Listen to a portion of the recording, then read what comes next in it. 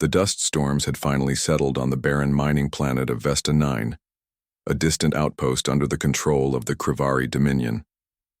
General Vorkath stood on the command deck of his patrol ship, eyes narrowed as the scanners pinged faint signals deep beneath the rocky surface. The planet was supposed to be deserted. Human forces had long since withdrawn and Dominion authorities considered it secured. "Sir, the sensors are picking up movement in Sector 14B, Lieutenant Krall reported, voice steady but curious. Thermal readings correspond to small life forms, unarmed but active. Vorkath arched a dark brow. Small life forms? We've accounted for all human survivors in this system. No civilians should be here. The general's mind flicked to the reports. Scattered refugees, many lost or dead during the evacuation. The few children left behind were assumed casualties of war or evacuation chaos. Yet here, deep underground, something was stirring. Deploy a scout team, Vorkath ordered, voice cold and measured. Locate the source and secure it. Minutes later, the scout squad dropped through a narrow shaft into a dimly lit cavern.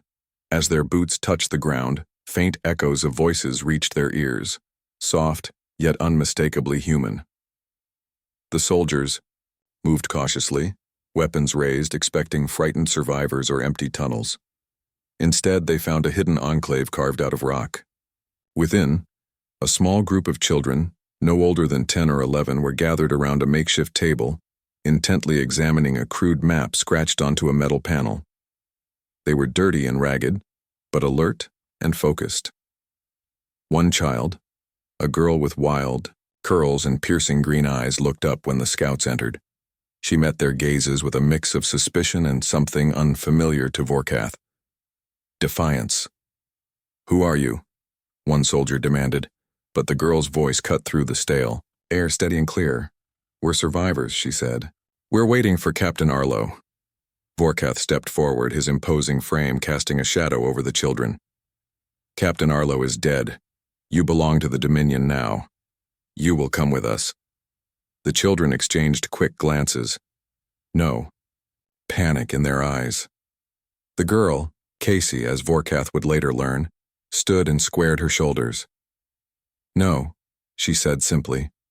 Vorkath felt a strange tightness in his chest. These were not helpless captives. They were not afraid. "Orders are orders," he said sharply.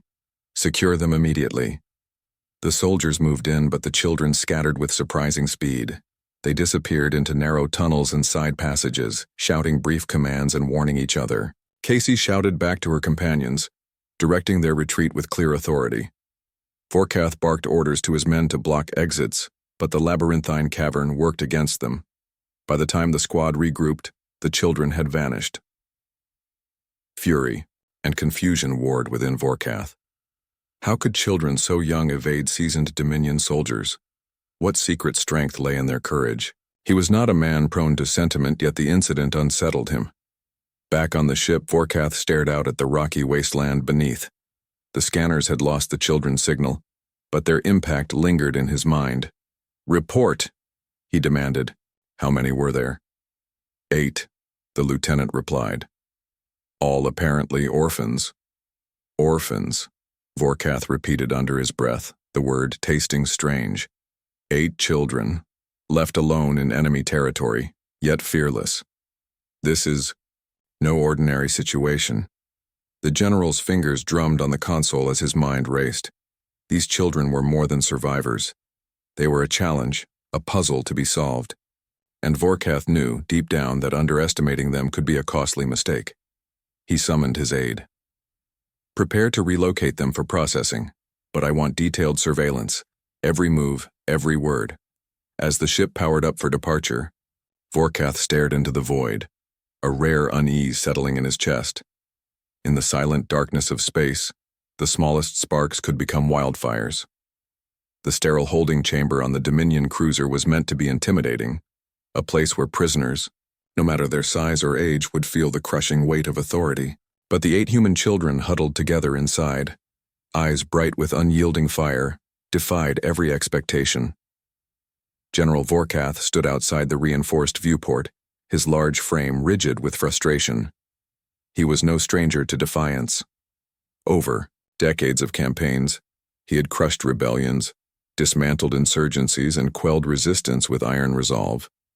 Yet these children, these seemingly helpless orphans, exhibited something new, something unsettling. Casey, the girl with wild curls and piercing green eyes, sat at the center, her gaze locked on Vorkath through the thick glass. Around her, the other children, each a survivor of a fractured war, moved with practiced coordination, sharing whispered plans, assigning roles, even practicing drills learned from some distant memory of human military order. "You will cooperate," Vorkath growled, his voice amplified through the chamber's speakers. "There is no escape. You belong to the Dominion now." Casey's response was a steady refusal, her voice calm and clear. "We don't belong to anyone." Behind her, a boy with a scar across his cheek stood and folded his arms. "We're not your prisoners. We're the Resistance." The general's eyes narrowed. "Resistance, you are children. Resistance is for armies, not playthings." The children exchanged determined looks. Casey stepped forward and spoke again. "We're not playthings. We're survivors. We fight with what we have." Vorkath studied the girl. There was a rare courage in her eyes, a spark that refused to be extinguished by fear or despair. It reminded him of the brutal stories his commanders often dismissed as myths: human resilience, creativity, and an unbreakable will to survive, even from childhood. "Your defiance is noted," Vorkath said with a hard edge, "but it changes nothing. You will be moved to a Dominion facility for processing and observation. Compliance is mandatory." As guards prepared to escort the children away, Casey's group swiftly moved into action. What looked like casual movements were coordinated signals, subtle gestures, and whispered commands that turned the prisoners into a well-rehearsed unit. Suddenly, the lights flickered. An unexpected power surge sent the ship's corridors into momentary darkness. The children seized the moment. Casey lunged at a guard, knocking his weapon away. The others surged, turning the holding cell into chaos. Vorkath's voice barked orders through the comms. "Contain them. Do not let them escape." Despite the guards' numbers, the children fought with surprising ferocity, not through brute strength, but through quick thinking and teamwork. They slipped through narrow maintenance shafts, scrambled over equipment, and vanished into the ship's labyrinthine guts. In the command deck, Vorkath slammed his fist on the console. "They're running. I want every hatch sealed and every corridor swept." The crew scrambled to comply, but the children's intimate knowledge of human ship design and their ability to anticipate Dominion tactics gave them an edge. Hours passed in tense pursuit. The children left behind signs of their presence: scraped walls, hacked control panels, and cryptic symbols etched in dust. It was a trail not of desperation but of deliberate strategy. Vorkath paced, the tightness in his chest growing.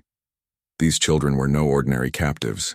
They were soldiers in miniature, thinkers and planners disguised as orphans.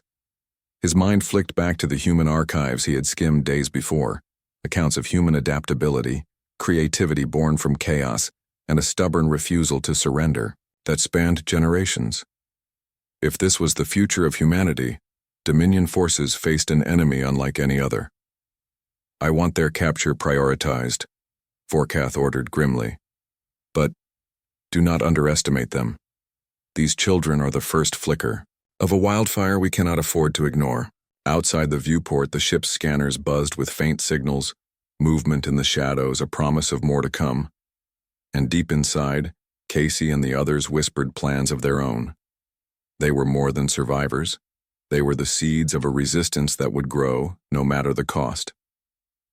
The Dominion cruiser's corridors echoed with the hurried footsteps of soldiers and the crackle of urgent comms as General Vorkath's forces launched a relentless hunt for the escaped children.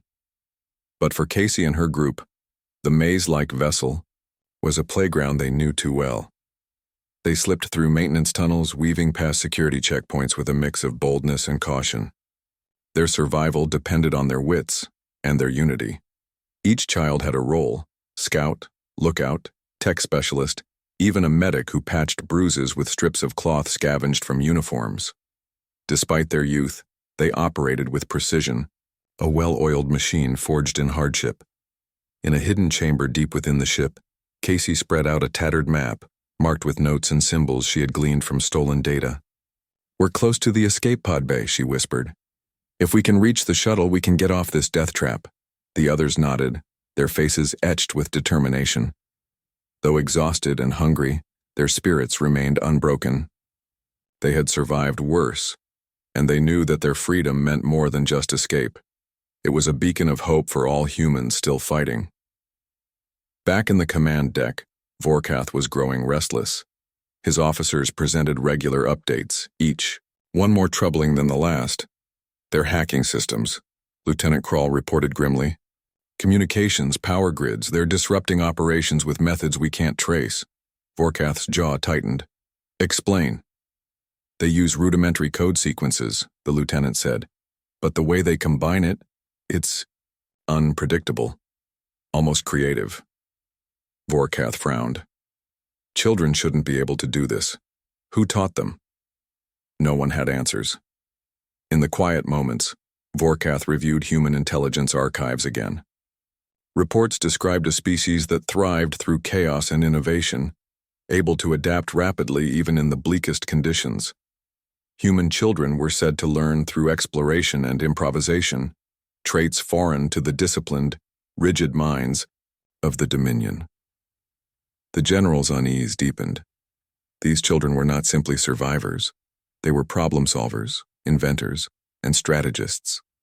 As the hours passed, the children reached a sealed door leading to the shuttle bay.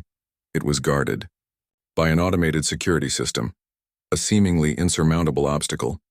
But the children worked together, the tech specialist improvising a makeshift override device from spare circuits and wires scavenged along their journey. With a soft beep, the lock disengaged.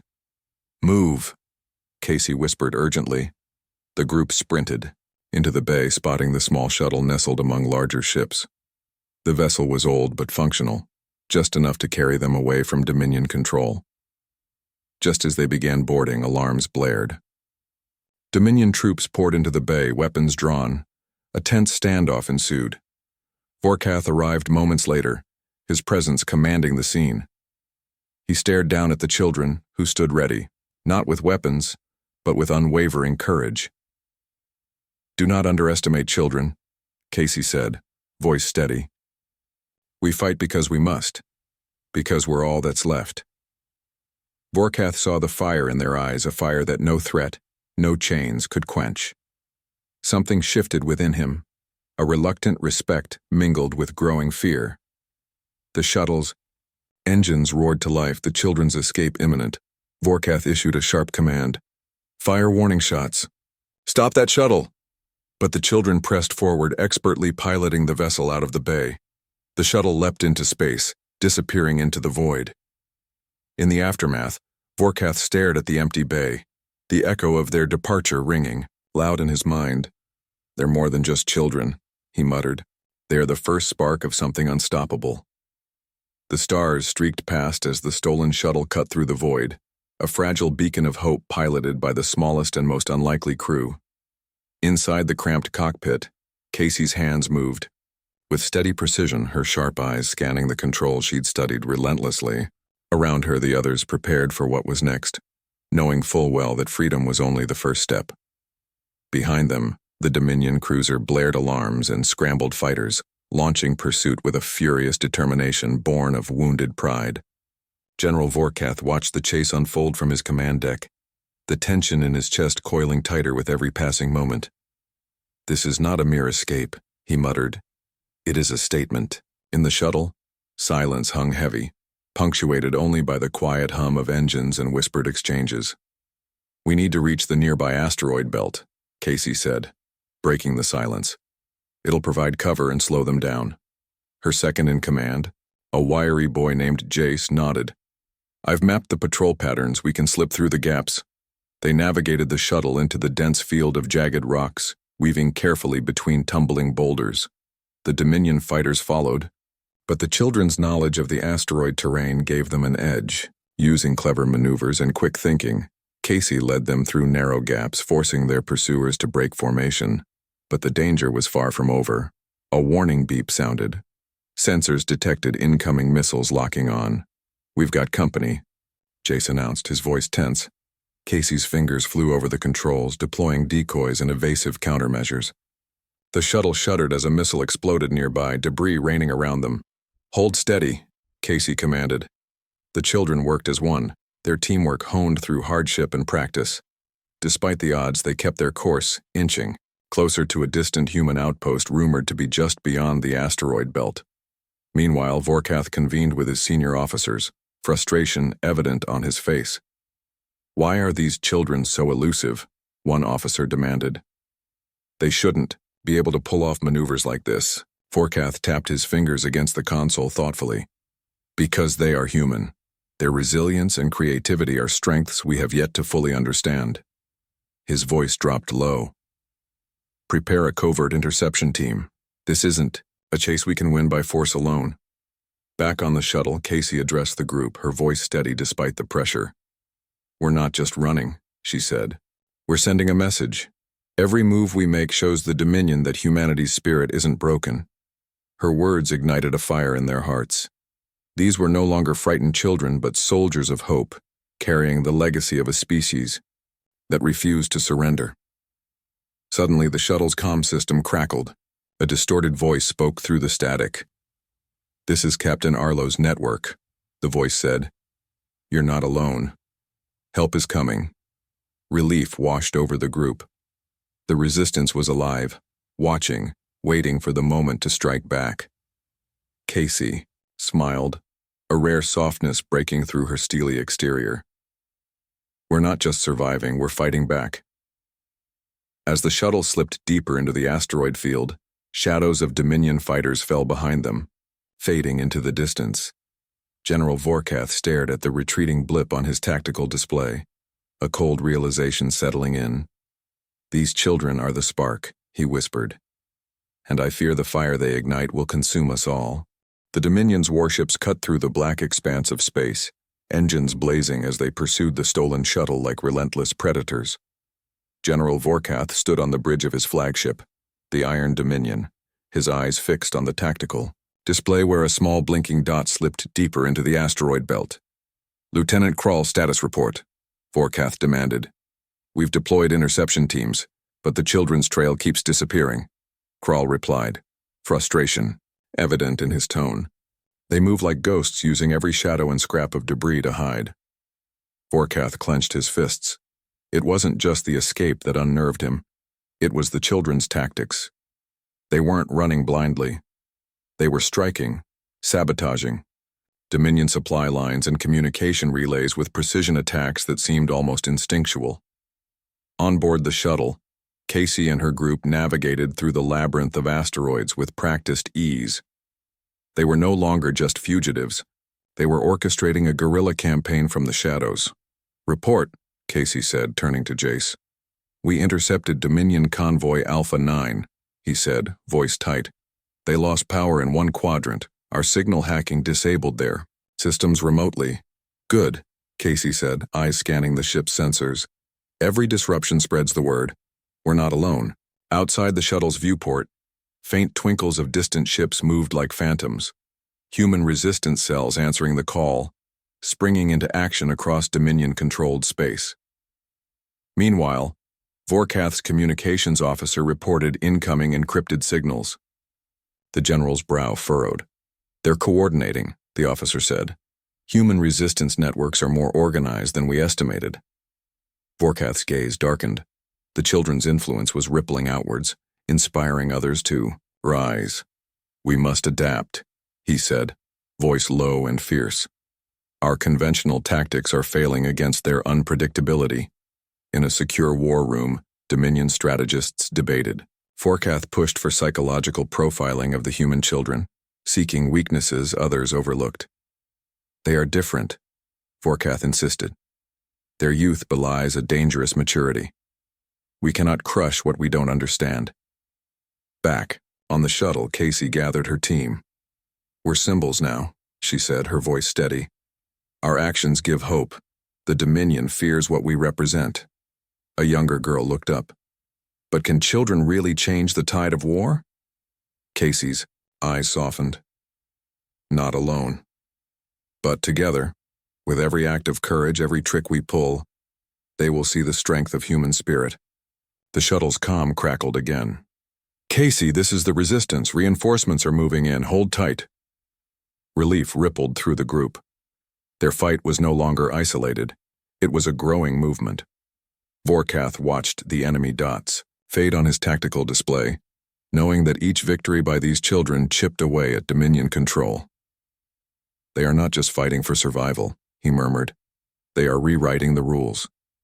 In the silent void of space, the smallest acts of defiance echoed loudest, and in the hearts of human children, a wildfire blazed brighter with every challenge. The stolen shuttle drifted near a cluster of battered space stations hidden within a dense nebula. It was a secret haven, a fragile refuge for human resistance, fighters scattered across the Dominion's reach.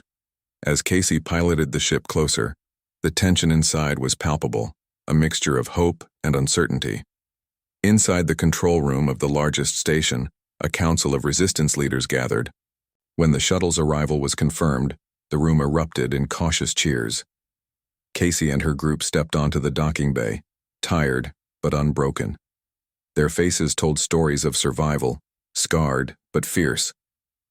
The council's leader, a seasoned veteran named Mara, greeted them with a firm handshake. "You've done more than escape. You've lit a fire in the hearts of humans everywhere." Casey met Mara's gaze steadily. "We're just getting started. The Dominion thinks they can control us by breaking children. They're wrong." Mara nodded. "The Resistance needs that spirit. You and your group will train, plan, and lead. The galaxy is watching." Back on the Dominion flagship, General Vorkath studied incoming intelligence with a grim expression. Reports showed increasing acts of sabotage, strikes coordinated by groups inspired by the children's audacity. Dominion supply routes faltered. Communication arrays flickered. "This is more than a rebellion," Vorkath muttered. "It's an uprising fueled by hope." He convened a war council. "We must isolate and destroy these cells before they become a united force. But the children, Casey, and her team, are the heart of this movement. Capture them, and the Resistance may falter." The counselors exchanged wary glances. The task was daunting. The children were not just survivors. They had become symbols, legends in the making. Meanwhile, Casey trained alongside the Resistance, fighters, absorbing strategies, honing skills far beyond her years. The children's youthful energy combined with hard-won experience created a unique blend of innovation and determination. One evening, as they gathered around a holographic map, Casey outlined her plan.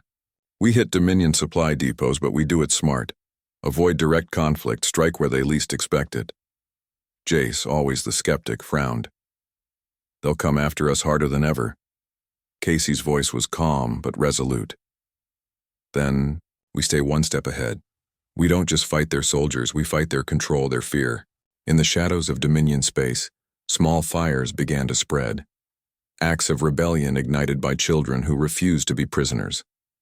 General Vorkath, watching the growing resistance, felt an unfamiliar sense of respect tinged with dread.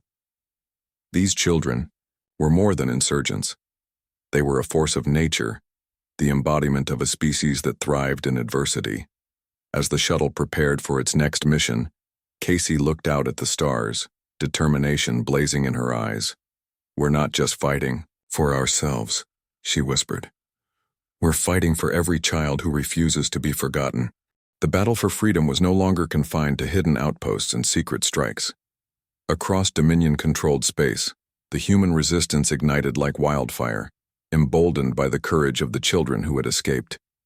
Casey and her team had become living legends, symbols of hope and resilience for a scattered people. On board the Resistance flagship, Casey stood before a holographic map filled with blinking points. Resistance cells, Dominion strongholds, and contested territories. Around her, commanders and fighters listened intently as she outlined their next moves. "We've proven we can outsmart and outmaneuver the Dominion," Casey said, her voice steady but passionate. "Now, it's time to push forward. We strike at their supply lines, disrupt their reinforcements, and rally more systems to our cause. Jace, ever vigilant, pointed to a cluster of Dominion bases along a vital trade route. If we cut off these supply hubs, their hold weakens. Mara, the seasoned resistance leader, nodded approvingly. The Dominion's grip isn't as strong as they believe. Their fear of us is growing. Meanwhile, General Vorkath's frustration deepened. Every attempt to capture the children had been thwarted by their cunning and the swelling support they inspired. His officers warned of increasing desertions and wavering loyalty within Dominion ranks. They see us as vulnerable. One advisor, Arndt. Our soldiers fear the growing resistance. Vorkath's jaw clenched. This is not weakness. It is the reckoning of a species unwilling to be broken. Determined to regain control, Vorkath devised a bold plan. Using Dominion intelligence, he identified a key supply convoy carrying weapons and reinforcements destined for the resistance. He would personally lead an ambush, swift, decisive, and crushing. But Casey anticipated the move. With a quiet confidence, she relayed orders to her team. We've seen their patterns. We'll set a trap of our own.